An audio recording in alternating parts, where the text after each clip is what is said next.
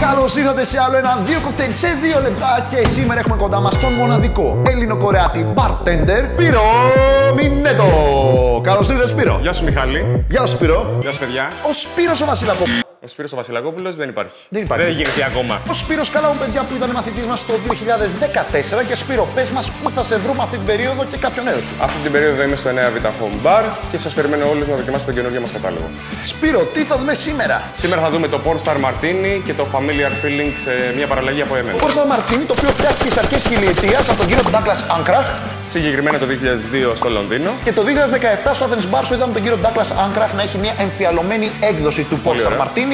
I'm here with the creator of the Pornstar Martini. That's me. That's an honor for me. It was a pleasure.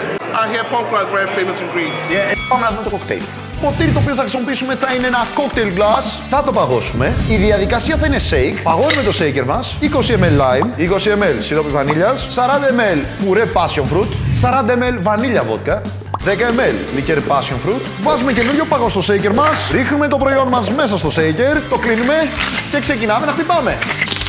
Το παγωμένο μας ποτήρι είναι έτοιμο και σουρώνουμε το Pornstar και φρέσκο passion fruit για γαρνιτούρα. Αυτό λοιπόν είναι το Pornstar Martini και έρχεται ο Σπύρος ο Μινέτος για να μας δείξει την παραλλαγή του. Ας δούμε την παραλλαγή Familiar Feeling. Θα χρησιμοποιήσουμε ποτήρι κουπ, όπως έκανε πριν και ο Μιχάλης. Παγώνουμε το ποτήρι μας. Η διαδικασία είναι και πάλι shake και πάμε να ξεκινήσουμε τη συνταγή μας. 20 ml φρεσκοστημένο χυμό lime, πουρέ passion από την κούπα της κυρίας Γαλήνης. Και εδώ έχουμε ένα cordial εσπεριδοειδών infused με βανίλια, 30 ml.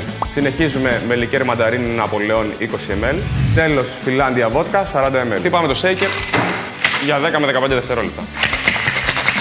Και αφού το ποτήρι μας είναι παγωμένο, διπλοσουρώνουμε το ποτό μας. Γαρνίρουμε το ποτό μας με έλαια από rose grapefruit, ένα κομμάτι passion fruit και φλούδα από rose grapefruit. Και εδώ βλέπουμε τον βασιλιά της χιλιετίας στα κοκτέιλ, το Pornstar Martini. Και μια παραλλαγή, το Familiar Feeling. Άλλο ένα 2 κοκτέιλ σε 2 λεπτά περνά στο χρονοτούλαβο της ιστορίας. Από τα καλύτερα παιδιά, ο Σπύρος ο Μινέτος, έχουμε να το υπογράψουμε εδώ στην Bar Academy. Μην ξεχάσετε. Α, ναι, εδώ βγαίνει το Να κάνετε subscribe. like και subscribe. Εδώ βγαίνει το subscribe.